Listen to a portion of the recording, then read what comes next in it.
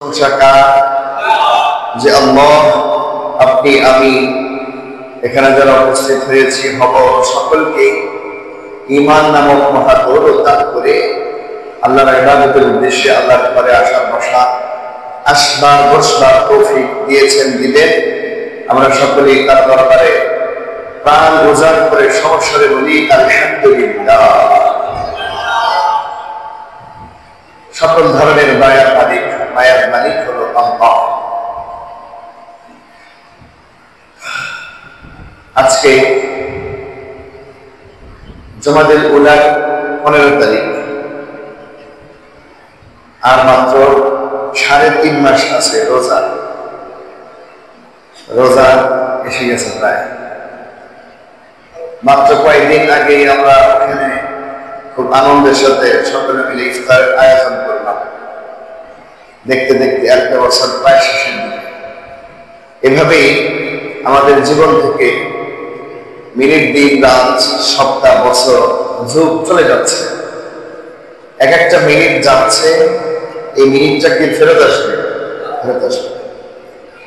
তথাপিও আমাদের জীবনে প্রচন্ড অপরাধ, অনেক গুনাহের কালিমা আমাদের হৃদয়ে লেগে আছে।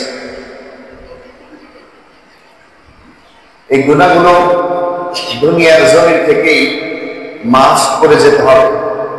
আল্লাহ তাআলার কাছে আমাদের এই গুনাহগুলোকে মুছে যেতে হবে, পাপ মোচন করে যেতে হবে। বাদশাহ জুরমে মারা দরগুজার, বাদশাহ জুরমে মারা দরগুজার, মা গুনাহগারি মে তু আমর সে গা। আমরা বান্দা হিসাবে প্রত্যেকেই গুনাহগার, কিন্তু আল্লাহ রাব্বুল আলামিন মাফ করে দেওয়ার জন্য প্রস্তুত হয়ে আছেন, ঠিক কিনা?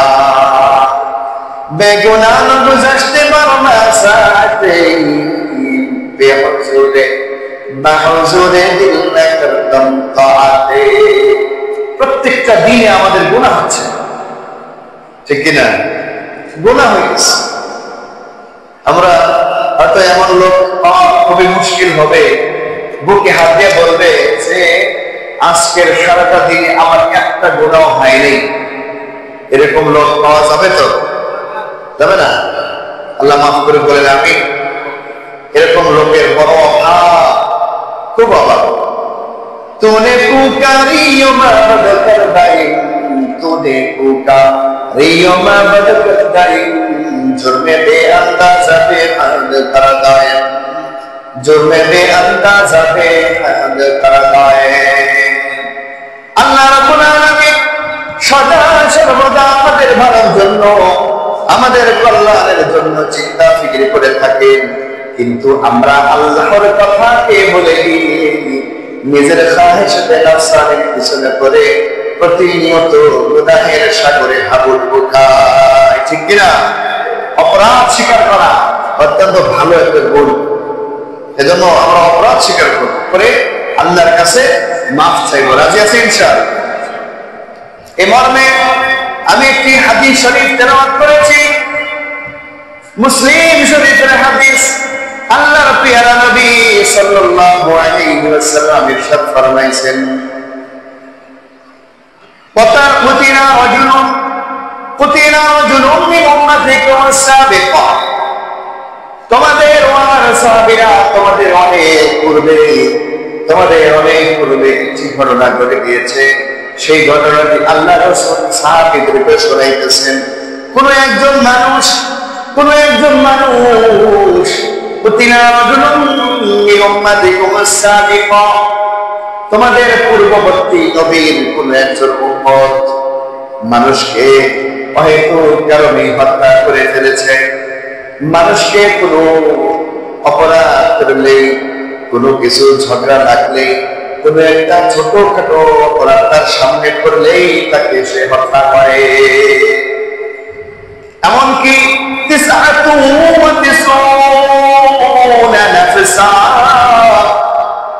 99টা মানুষ সে খুন করেছে। কয়টা? সবাই বলেন কয়টা? আমরা কয়জন মানুষ খুন করেছি?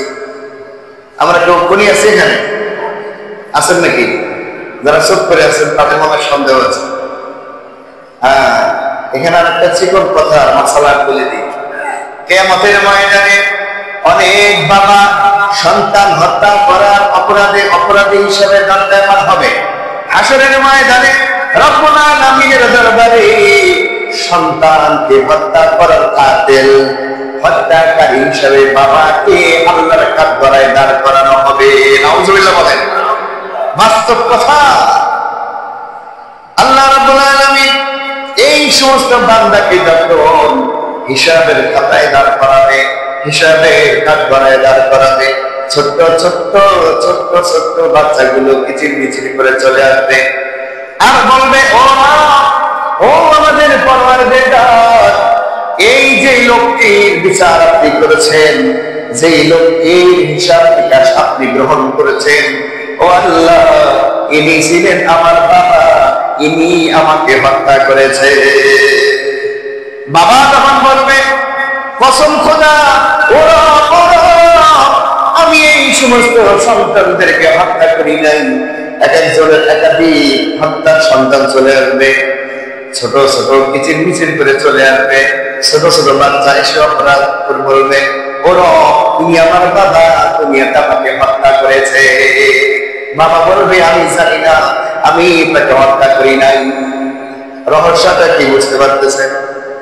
এর একটা নিগুড় রহস্য রয়েছে। কিতাবের মধ্যে লিখেছে, যেই সমস্ত মায়ের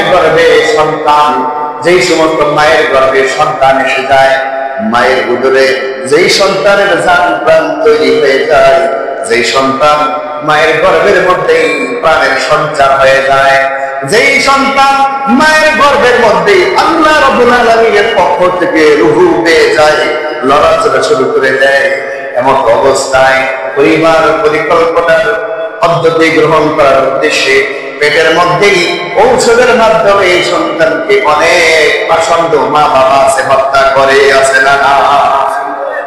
যেই সমস্ত পাষণ্ড মা বাবা এই সমস্ত সন্তান, যেই সন্তান পেটের মধ্যে লড়াচড়া করে, রূহ এসেছে, এদেরকে ওষুধ প্রয়োগ করে মেরে ফেলে অথবা ওয়াশ করে এরকম ধ্বংস করে বের করে ফেলে, এই সমস্ত সন্তানকে হত্যা করার অপরাধে ওই সন্তানের মা এবং বাবাকে হত্যাকারী হিসাবে আল্লাহর কাছে দণ্ডায়মান করে দেওয়া হবে। নাউজুবিল্লাহ বলেন।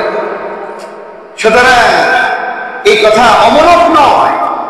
কিয়ামতের ময়দানে এইরকম অনেক বাবা থাকবে যারা হত্যাকারী হিসেবে আল্লাহর দরবারে দাঁড়াবে, সেখানে সে বিচার হবে। এজন্য খুব সাবধান, খুব সাবধান।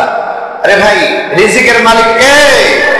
ওয়া মিন দাব্বাতিন ফিল আরদি ইল্লা আলাল্লাহি রিজকুহা। আল্লাহ রাব্বুল আলামিন বলেন, দুনিয়াতে আমি এই প্রাণীগুলো দিয়েছি, যাকে আমি মুখ দিয়েছি খাবারের জন্য, তার খাবারের ব্যবস্থা আমি আল্লাহ করে দিয়েছি। সুবহানাল্লাহ। বাবা মা ভয় পায়, এতগুলো সন্তান মিলে আমি তাদেরকে কিভাবে খাওয়াবো? এই ধরনের কম সন্তান নেয়, এটা একটা কুফরি মতবাদ। খাওয়ানোর মালিক কে? আল্লাহ। সুতরাং এই সমস্ত অমূলক কাজকর্মর চিন্তা ভাবনা সামনে নিয়ে এসে এরকম ব্যবহার করা একেবারেই অনুচিত।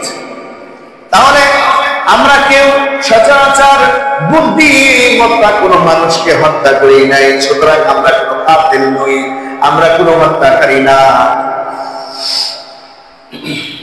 আল্লাহ রাসূল সাল্লাল্লাহু আলাইহি ওয়াসাল্লাম হাদিস শরীফের মধ্যে বলছেন, একজন মানুষ ৯৯টা হত্যা করার পরে তার মনের মধ্যে একটু দয়ার সঞ্চার হলো, তার মনের মধ্যে একটু চিন্তা চেতনা আসলো, আরে আমি কিভাবে জীবন যাপন করলাম, আরে আমি যে অপরাধ করেছি, আল্লাহ আমাকে ক্ষমা করবনি। তুহি হায় তুহি হাজত রওয়ায়ে দো জাহাঁ, হায় তুহি হাজত রওয়ায়ে দো জাহাঁ, हम तेरा दर छोड़ कर जाओ कहां। ৯৯টা মানুষ হত্যা করার পরে তার দিলের মধ্যে একটু ভয়ের সঞ্চার হলো। সে চিন্তা করলো আমি কার কাছে গেলে এই অপরাধের ক্ষমা পেতে পারি। চিন্তা করে করে ওই সময় একটা বুজুর্গ মানুষের কথা মনে পড়লো। অনেক সুন্দর লম্বা লম্বা জামা কাপড় পরিধান করে, মুখে বড় বড় দাড়ি রাখে, মাথায় সুন্দর পাগড়িটাও পরিধান করে ইবাদত বন্দেগী করে। তার কাছে এই লোকটি গেল। লোকটি গিয়ে বলল, ভাই আমার, আমি তো 99টা হত্যা করেছি, আমি অত্যন্ত বড় অপরাধী, আমি তো মানুষের হক নষ্ট করে দিয়েছি, মানুষের বেঁচে থাকার অধিকারকে খর্ব করে দিয়েছি, আমি তো বড় গুনাহগার, আমাকে আমার রব ক্ষমা করবনি। বরদার আমদ বন্দায়ে বগর ইফতা, বরদার আমদ বন্দায়ে বগর ইফতা, আবরুয়ে খুদ বাসিয়া ইফতা। কবি বলেন, অপরাধী যখন অপরাধ করতে করতে কোনো এক সময় বুঝে আসে আমি অপরাধ করেছি, এইটা বলে সে রবের দরবারের দিকে ফিরে আসে। রবের দরবারের দিকে যখন ফিরে আসে, দুই চোখের পানি ফেলে দেয়। এই চোখের পানি মাটিতে পড়ার আগেই আল্লাহ রাব্বুল আলামিন তার পিছনের গুনাহগুলি মাফ করে দেয়। সুবহানাল্লাহ। ওই ব্যক্তি তখন বলে, তুমি 99টা খুন করেছো, তুমি তো মাফ পাওয়ার ক্ষমা পাওয়ার কোন রাস্তা আমি দেখতে পাইতেছি না। এই কথা যখন বলেছে, এই লোকটা নিরাশ হয়ে গেছে। নিরাশ হয়ে বলে, যেহেতু আমার ক্ষমা নাই, তাহলে তোমারও বেঁচে থাকার কোনো অধিকার নাই। সাথে সাথে তাকে মেরে দিয়েছে, তাকে হত্যা করেছে। এবার একটা জানার বিষয়, এই লোকটা যে বলেছে তোমার ক্ষমা নাই, তুমি এত অপরাধ করেছো, এই লোকটা তাহলে কে? কেনই বললো তোমার ক্ষমা নাই? অনেক বড় বড় জামা পরতো, অনেক বড় বড় দাড়ি রেখেছিল, মাথার মধ্যে পাগড়িও কিন্তু, তাহলে এই লোকটা কে? এই হাদিসের ব্যাখ্যার মধ্যে লিখেছে, এই লোকটা সাধারণ আবেদ, এই লোকটা জ্ঞানী নয়, এই লোকটা কোনো আলেম নয়, এই লোকটা তৎকালীন সময়ের কিতাবের কোনো আলেম নয়, তৎকালীন সময়ের শরীয়তের, ইসলামের আর দ্বীনের বিষয়ের বিশেষজ্ঞ নয়। বিধায় সে বলে দিয়েছে তোমার ক্ষমা নাই। আল্লাহু তাবারাকা ওয়া তাআলা লা তাকনাতু মির রাহমাতিল্লাহ। আল্লাহু আকবার। আল্লাহ তাআলা বলেন, আমার করুণা থেকে, আমার দয়া থেকে তোমরা কখনোই নিরাশ হয়ো না। করুণার তুমি, করুণার তুমি, দয়ার সাগর তুমি, তুমি চিরমহিয়ান, তুমি চিরমহিয়ান, না চাহিতে তুমি দিয়েছো ঢেলে, না চাহিতে তুমি দিয়েছো ঢেলে, দিয়েছো কত অনুদান, ও গো রহিম রহমান। ঠিক কিনা? ও গো রহিম রহমান। চাঁদ সে তারা গ্রহ রবি, খুঁজিবিহীন ওই আসমান, বিনে সুতায় যেন মালা গাথা, শূন্যে মেঘেরা সমান। চাঁদ সে তারা গ্রহ রবি, খুঁজিবিহীন ওই আসমান, বিনে সুতায় যেন গাথা মেঘমালা, শূন্যে মেঘেরা সমান। নিতুন তোমার কারুকাজ দেখে দেখে জুড়াই আমারে প্রাণ, ও গো রহিম রহমান, ও গো রহিম রহমান। ঠিক কিনা? আল্লাহু আকবার। আল্লাহ রাব্বুল আলামিন বলেন, ও আমার বান্দা, ও আমার বান্দিরা রে, তোমরা আমার রহমত থেকে নিরাশ হও না, তোমরা আমার কাছ থেকে চাওয়া বন্ধ করো না। উদউনি আস্তাজিব লাকুম, উদউনি আস্তাজিব লাকুম। তোমরা আমার কাছে চাও, যা চাইবে আমি আল্লাহ তোমাদেরকে তাই দান করব। আল্লাহু আকবার।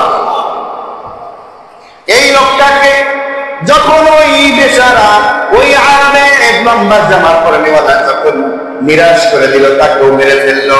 কিতাবের মধ্যে লিখেছে এই লোকটা কোনো আলেম ছিল না, এই লোকটা কোনো বিশেষজ্ঞ ছিল না, বরং সাধারণ একজন ইবাদতকারী ছিল।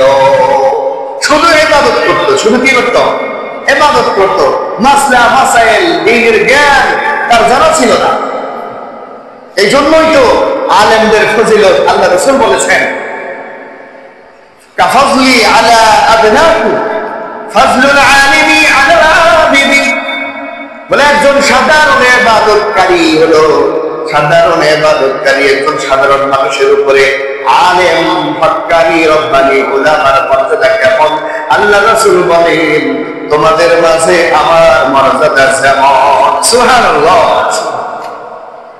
অনেক মর্যাদা আল্লাহ তাআলাই দিয়েছে। ওই ব্যক্তি সাধারণ ব্যক্তি ছিল, তাকে হত্যা করার পরে কতজনকে হত্যা করা হয়ে গেল? কতজন? 100 সেঞ্চুরি হয়ে গেল, হত্যার সেঞ্চুরি। তখনও এরকম খারাপ লোক ছিল, এখনো আছে না নাই? এখন হত্যার সেঞ্চুরি আছে, সাথে ধর্ষণেরও সেঞ্চুরি আদায় হয়। বেশ কিছুদিন আগে জাহাঙ্গীরনগর বিশ্ববিদ্যালয়ে ধর্ষণের সেঞ্চুরি পালন করা হয়েছে, আপনাদের মনে আছে? অনেক আগে এই জমানার গোলাপান দান করা হয়েছে। 31st নাইটের ওই রাতে তারা উৎসব করেছে। তাহলে কত বড় জঘন্য একটা দেশের বিশ্ববিদ্যালয়ে ছেলেদের চরিত্র কত সুন্দর ফুলের মতো পবিত্র না অপবিত্র? এইটা কি গোলাপ ফুলের ফুল হবে নাকি যে ভুট্টা গাছের ফুল হবে? ভুট্টা গাছের ফুল হবে, যেই ফুল গাছ লাগলে চুলটা। এই সমস্ত প্রতিষ্ঠানে কুলাঙ্গার ছেলেদের দ্বারা দেশ, দশ এবং জনগণ কেউ নিরাপদ নয়। এরা যদি এমপি মন্ত্রী হয়, এই দেশের কয়টা বাজাবে? 12টা না 13টা যোগ থাকতো, তাই বাজাবে। আল্লাহ মাফ করেন, বলেন আমিন। এই লোককে যখন তাকে হত্যা করলো, সেঞ্চুরি আদায় করলো, তার দিনের মধ্যে তো চাহাত হয়ে গেছে, আমি কিভাবে ক্ষমা পাইব। সামনে যাইতেছে, যাইতে যাইতে আরো কিছু মানুষের সাথে দেখা হলো। তাদেরকে বললো, ভাই আমি অপরাধ করেছি, আমি 100টা খুন করেছি, আমাকে কি আল্লাহ মাফ করবে নাকি? এই লোকটা যার সাথে দেখা হয়েছে, এই লোক একজন ভালো আলেম ছিল, জ্ঞানী লোক ছিল, ওই জমানার নবীর জ্ঞানী ছিল। সে বলল, হ্যাঁ অবশ্যই তোমার ক্ষমা আছে, কিন্তু শর্ত হলো তোমার যে আবাসস্থল ওইখানে তুমি থাকতে পারবা না, তোমার জায়গাটা ভালো না, তুমি তোমার জায়গাটা করে সামনে অমুক জায়গায় যে গ্রামটা আছে ওইখানে কিছু ভালো মানুষের বসবাস হয়েছে, ওই জায়গায় তুমি যাও, ওই ভালো মানুষের সাথে যদি সম্পর্ক কায়েম করতে পারো, আল্লাহ তোমাকে মাফ করবে। মাগফিরাত উমিদাত লুৎফে তু, মাগফিরাত উমিদাত লুৎফে তু, যাকে খুদ ফরমুদাইলা তাকনাতু। মাফের আশা করব কার কাছে? আল্লাহ সকলকে তুমি মাফ করে দাও, আমিন বলেন। আমাদের সকলের বাসার মহিলাদেরকে আল্লাহ তুমি মাফ করে দাও, বলেন আমিন। আমাদের মা বাবার গুনাহগুলো তুমি মাফ করে দাও। এই লোকটা চিন্তা করলো, ঠিক আছে ঠিক আছে, আমি আমার ঘরে আর ফিরে যাব না, এইখান থেকে সেই গ্রামে ভালো মানুষের সাথে চলে যাবো। সাহাবতে সালেহ তোরা সালেহ কুনাল, সাহাবতে সালেহ তোরা সালেহ কুনাল, সাহাবতে সালেহ তোরা সালেহ কুনাল। ভালো মানুষের সাথে সম্পর্ক কায়েম করলে সে খারাপ মানুষ হলেও ভালো হওয়ার সুযোগ আছে না নাই?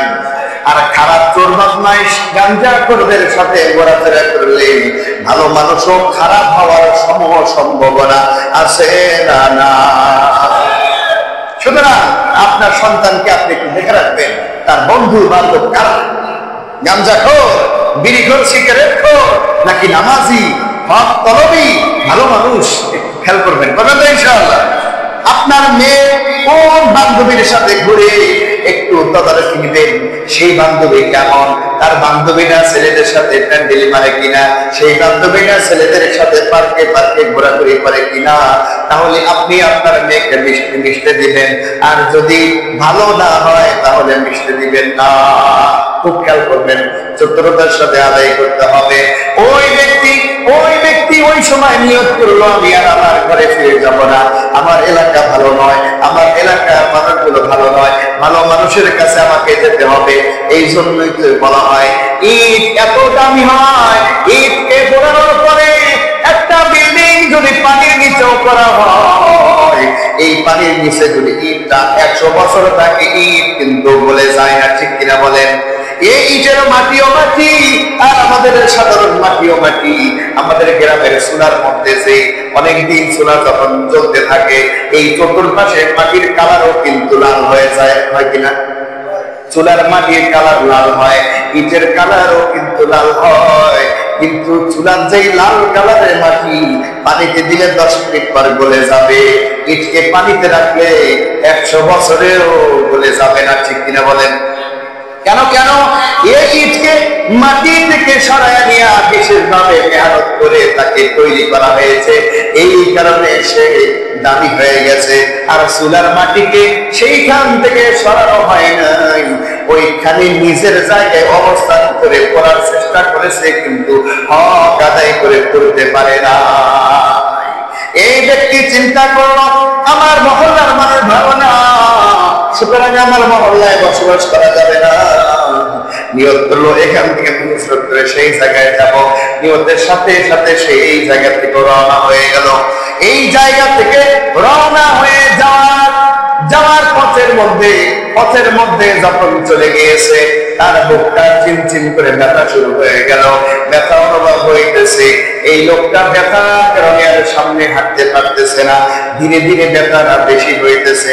ব্যথা বেশি হইতে হইতে এক পর্যায়ে সে আর পা বাড়াইতে পারলো না, সে ওখানেই বসে পড়লো, সামনেও যাইতে পারছে না, পিছনেও আসতে পারতেছে না। কিন্তু তার নিয়ত ছিল কি ভালো না খারাপ? অত্যন্ত ভালো নিয়ত ছিল, আমি আল্লাহর রাস্তায় যাইতেছি, আল্লাহর কাছে যাইতেছি, আল্লাহর জন্য ফিরে যাইতেছি। আমরাও কিন্তু আল্লাহর রাস্তায় বের হই, আমরা যখন চিল্লাই যাই, আমরা যখন চরমনাই যাই, আমরা যখন আল্লাহ আর রাসূলের জন্য বের হয়ে যাই, ওইটাও কিন্তু আল্লাহর রাস্তা। আল্লাহু আকবার বলেন। এই ব্যক্তিটা যখন ব্যথার কারণে বসে গেল, এক পর্যায়ে আল্লাহর পক্ষ থেকে আজরাইলকে হুকুম করা হলো, এই ব্যক্তির হায়াত শেষ হয়ে গিয়েছে, তুমি তাকে যাত্রা কবজ করে নিয়ে আসো। আজরাইলের বাহিনী কয়টা? আজরাইলের বাহিনী 2টা, একটা হলো আযাবের ভয়ানক ফেরেশতা, আর একটা হলো রহমতের ভালো ফেরেশতা। বুঝাইছে ইনশাআল্লাহ? 2টা ফেরেশতা, আযাবের আর রহমতের। যখন তার জান চলে যাওয়ার সময় হলো, আজরাইল তো তাকে খারাপ বলেই জানে, আজরাইল খারাপ যে ফেরেশতা তাদেরকে পাঠাইছে, আজরাইল খারাপ ফেরেশতাদেরকে যখন পাঠাইছে, কিছুক্ষণ পর আরো কিছু ভালো ফেরেশতাও চলে এসেছে। 2 ফেরেশতাদের এখানে টক্কর লেগে গেছে। ভালোরা বলে আমরা জান কবজা করবো, খারাপেরা বলে আমরা জান কবজা করবো। বলে দুইটা ফেরেশতা কিভাবে আসলো? বলে আজরাইল যেটা বাহ্যিকভাবে দেখেছে সেটার উপর ভিত্তি করে পাঠিয়েছে, কিন্তু আল্লাহ রাব্বুল আলামিন রহমতের ফেরেশতাকে পাঠিয়ে বলেছে তোমরা জানটা নিয়ে আসো। কেন? বলে সে ভালো হওয়ার নিয়ত করেছে। কিসের নিয়ত করেছে? ভালো হওয়ার নিয়ত করেছে। বলে খারাপ ফেরেশতা বলে এখনো সে ভালো হয় নাই, ভালো জায়গাতেও যাইতে পারে নাই, সুতরাং এখনই ভালো হওয়ার ফেরেশতা কান নিতে পারে না। তখন আল্লাহর পক্ষ থেকে বলা হলো তোমরা এই জায়গাটা মাফ দাও, যেই জায়গা থেকে নিয়ত করে রওনা হয়েছে ওই জায়গা থেকে এই পর্যন্ত মাফ দাও, আর এই জায়গা থেকে ওই ভালো মানুষের গ্রাম পর্যন্ত মাফ দিয়ে দেখো কোন জায়গাটা কম, ওই জায়গার ফেরেশতা হিসেবে ধরা হবে। যদি কম যে থাকে আযাবের ফেরেশতা জান নিবে, আর যদি কম রাস্তা ভালো জায়গার জন্য হয়ে থাকে তাহলে রহমতের ফেরেশতা জান নিবে। যখন ফেরেশতারা মাপা শুরু করলো, যেখান থেকে রওনা হয়েছে ওইখান থেকে যখন মাপা শুরু করেছে, আল্লাহ রাব্বুল আলামিন জমিনের রক্ষণাবেক্ষণের ফেরেশতাকে বলে দেয়, ও জমিনের ফেরেশতারা তোমরা এই পাশের জমিটাকে সংকুচিত করে দাও। সুবহানাল্লাহ।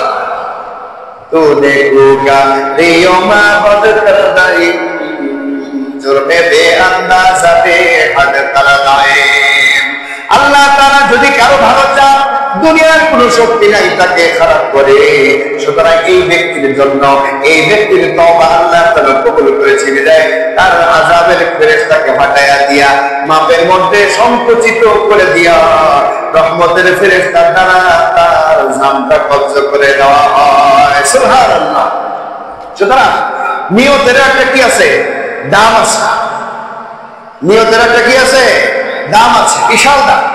আমি সংক্ষিপ্ত করে ঘটনা এখানেই শেষ করতে চাই, আমার আজ অনেক কথা আছে। আমরা প্রতিনিয়ত প্রত্যেকটা দিন গুনার মধ্যে আসি না নাই? কেউই বলতে পারবো না। আজকে শুক্রবার, এই যে আজকে শুক্রবার সকাল 6:30, 6:10 দিকে সূর্য উঠছে। আচ্ছা ধরেন 6টা থেকে এখন বাজে 12টা, কয় ঘন্টা হয়েছে? 6 ঘন্টা না? আমরা গুনাহ করি নাই, একটা গুনাহ করি নাই, এরকম কেউ কি বলতে পারবো? চিন্তা করেন তাহলে। এবার চিন্তা করে দেখেন, শুক্রবার পবিত্রতম একটা দিবস, অনেকের অফ ডে, অবসরে আছি, ঘরের মধ্যে রেস্টে আছি, অথচ গুনাহ হয়েছে। কেটেছে। এই গুনাহগুলো নিয়ে কবরে যাওয়া যাবে নি, কবরে গুনাহ নিয়ে যাওয়া যাবে না। সালেহাদা বন্দে আসিয়া গস্তায়ে, সালেহাদা বন্দে আসিয়া গস্তায়ে, হাম করিনে নফসে শয়তান বান্দায়ে। বছরকে বছর আমরা সময় দিয়েছি, বছরের পর বছর আমরা জীবন অতিবাহিত করেছি, কিন্তু 6টা ঘন্টার গ্যারান্টি আমরা দিতে পারি না যে গুনাহ করি নাই। আল্লাহ মাফ করেন, বলেন আমিন। তাহলে আমাদের জীবন কোন দিকে যাচ্ছে চিন্তা করে দেখুন। আমাদের যে আমল অত্যন্ত ঠুনকো আমল, অত্যন্ত নগণ্য আমল, অত্যন্ত কমজোর আমল, এই আমল দিয়ে এত গুনাহগুলি কিভাবে যে মাফ পাওয়া যায় সেটাই তো ভয় লাগে। আন্দারাদম কাজবাদন জানাঙ্গরি, আন্দারাদম কাজবাদন জানাঙ্গরি, আযহাবা নূরে ঈমানাম করি। আল্লাহর কাছে পরিশেষে একটাই দোয়া করি, আন্দারাদম কাজবাদন জানাঙ্গরি, ও আল্লাহ তুমি যখন আমাদেরকে এই দুনিয়া থেকে নিয়ে যাবে, অর্থাৎ মৃত্যু যখন আমি আপনার ঘটে যাবে, আযহাবা নূরে ঈমানাম করি, ও রব ঈমানের সাথে তুমি আমাদেরকে মৃত্যু দান করো। আমিন বলেন আমিন। এটাই সর্বশেষ আমাদের আশা এবং চাওয়া, ঠিক কিনা বলে? ঈমান ছাড়া যদি আমরা যাই একেবারে সর্বনাশ হয়ে যায়। এমনিতে গুনাহ ভরা জীবন, গুনাহ ভরা সময় পার করি, তথাপিও যদি এত গুনাহ নিয়ে যাই, আল্লাহর কাছে কি বলে মুখ দেখাবো? রাসূলের সামনে কিভাবে দাঁড়াবো? রাসূল যদি বলে, ও আমার উম্মত, তোমার জন্য, তোমার কল্যাণের জন্য, তোমার নেকির জন্য, তোমার জান্নাতের পথ সুগম করে দেওয়ার জন্য যেই নবীর উপরে মশা মাছি বসা হারাম ছিল, সেই নবী যুদ্ধ করে দিয়ে দান দান মোবারক শহীদ হয়ে গিয়েছে। ও আমার উম্মত, হতভাগা উম্মত, তোমার জীবনটা যেন সফল হয়ে যায়, তোমার জীবনটার প্রতি যদি তোমার জীবনটার উপরে যেন আল্লাহ পাক রাজি খুশি হয়ে যায়। এই কারণে আমি নবী যুদ্ধে যাওয়ার পরে মাথার মধ্যে লোহার কড়া ঢুকে গিয়েছিল, আমি রক্তে রঞ্জিত হয়েছি, তায়েফের ময়দানে অপমান লাঞ্ছনা বঞ্চনা সহ্য করেছি। আজকে তুমি যে আমলনামা আমার সামনে নিয়ে এসেছো, এই জন্যই আমি এতগুলো ত্যাগ তিতিক্ষা বরণ করেছিলাম। আমাদের কোনো জবাব থাকবে না। বলেন রাসূল যদি প্রশ্ন করে, ও আমার উম্মত, তুমি কি আমল নিয়ে এসেছো? আমি এগুলো কি দেখছি? আমি কি এগুলো তোমাদেরকে করতে বলেছিলাম নাকি? আমি কি তোমাদেরকে তোমাদের মনসা অনুযায়ী জীবন চালাইতে বলেছিলাম নাকি? আমি তোমাদেরকে এই সব গুনাহের মধ্যে হামেশা থাকার জন্য কি বলেছিলাম নাকি? রাসূলের সামনে কথা উত্তর দিতে পারবো না, আল্লাহর কাছে তো পরে মাফ চাইবো। কার কাছে? সবাই চাইবেন তো ইনশাআল্লাহ? অবশ্যই চাই। বান্দা যতই বড় গুনাহ করুক, আল্লাহ রাব্বুল আলামিন ক্ষমার দরজা আরো বিশাল বড় করে খুলে দিয়ে বসে আছে। আল্লাহু আকবার। নবী আমার সবচেয়ে বড় মেহেরবান উম্মতের জন্য।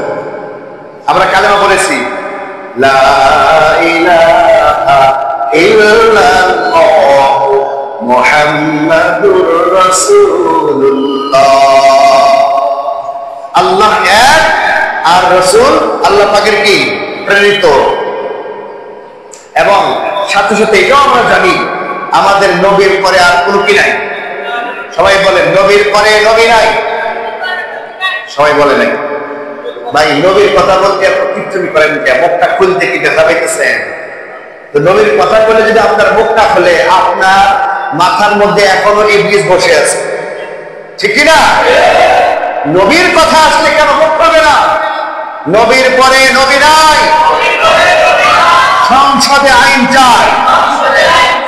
নবীর পরে নবী নাই। সহিহ হাদিসে এসেছে, আনা খাতামুন নাবিয়্যিন লা নাবিয়্যা বাদি। আমি সর্বশেষ নবী, আমার পরে আর কোনো কি নাই, নবী নাই।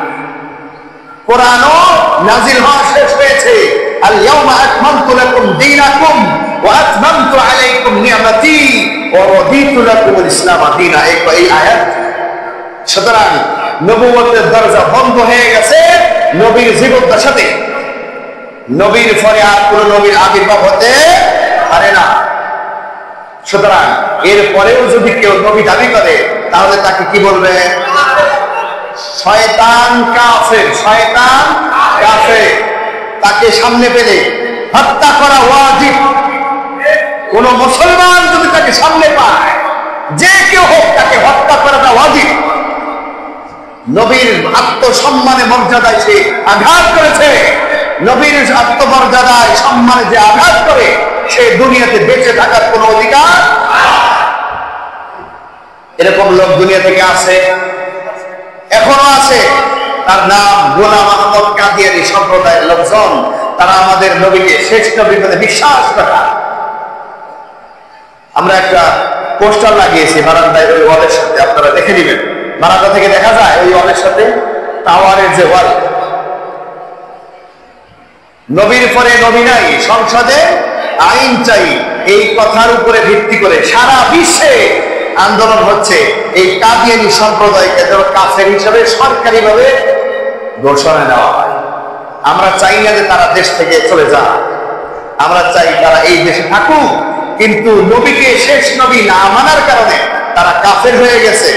অন্যান্য বিধর্মীদের মতো তারা বিধর্মী হিসেবেই থাকুক। পাকিস্তানে তাদেরকে সরকারিভাবে কাফের ঘোষণা করে দেওয়া হয়েছে, ইন্দোনেশিয়ায় দেওয়া হয়েছে, আরো ব্রুনাইতে দেওয়া হয়েছে, আরো বিভিন্ন রাষ্ট্রে দেওয়া হয়েছে। আমাদের এই দেশেও অনেক দিন যাবত এই আন্দোলন করা হচ্ছে যেন সরকারিভাবে তাদেরকে অমুসলিম ঘোষণা করা হয়। এদের মসজিদ দেখছেন, এদের মসজিদ বলা যাবে না, উপাসনালয়। কি বলা হবে? কাদিয়ানীদের উপাসনালয় এরকম স্ট্রাকচারই করে, কিন্তু সামনে বিশাল বড় একটা টিভি আছে, মানে আমার চেয়ে বড় বিশাল বড় একটা টিভিতে লন্ডন থেকে খুতবা দেয়। কোত্থেকে? এখানে কোনো ইমাম নেই, লন্ডন থেকে খুতবা দেয়। ওই খুতবার পরে লন্ডনে নামাজ পড়ায়, ওই ইমামতিতে এখানেও তারা নামাজ পড়ায়। এটা ভণ্ডামি ছাড়া আর কিছু হতে পারে? আরো ৫-৭টা সমস্যা আছে, এতগুলো আমি গেলাম না। আজকে আমাদের জোর ছিল হাতিমারা, ওখান থেকে আমাদেরকে কাগজ দিয়েছে, আর ওই যে ওখানেও কাগজ দেওয়া হয়েছে। আপনারা ভালো করে পড়ে নেবেন। এখান থেকে আমি মূল কথাটা বলে নেই। আগামী 15 তারিখ, কয় তারিখ? আগামী